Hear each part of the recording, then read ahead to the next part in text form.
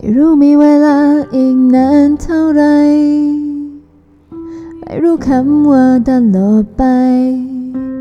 มันจะมีอยู่จริงไหมมันคงเป็นเรื่องธรรมดา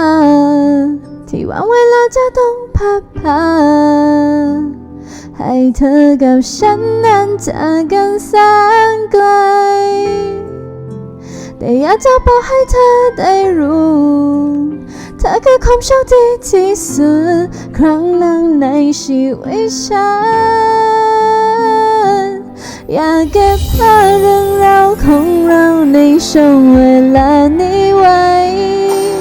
เก็บบันทึกในความทรงจำว่ามันมีค่าเท่าไรอยากเก็บภาพอีกครั้งหนึ่งเรานั้นรักกันมากแค่ไหนภาพดวงหน้าที่สวยที่สุดจะเก็บไว้ในใจไม่มีวันลืม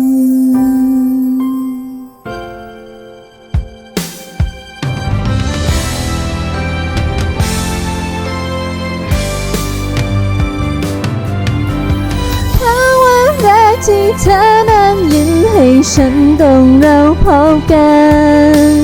ภาพที่เธอหัวมาให้ฉันต้องที่ร้องเพลงให้ฟังภาพที่เธอหัวร้องเล่ร่อนให้ไปด้วยกันกับฉันจะเก็บไว้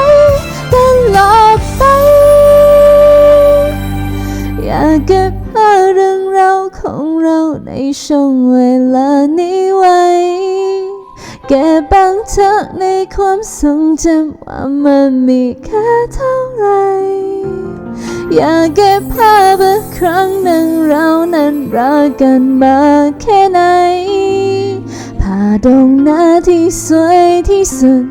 จะเก็บไว้ในใจอยากเก็บภาพเรื่องราวของเราในช่วงเวลานี้ไว้เก็บบันทึกในความทรงจำว่ามันมีค่าเท่าไรอยากเก็บภาพอีกครั้งหนึ่งเรานั้นรักกันมากแค่ไหน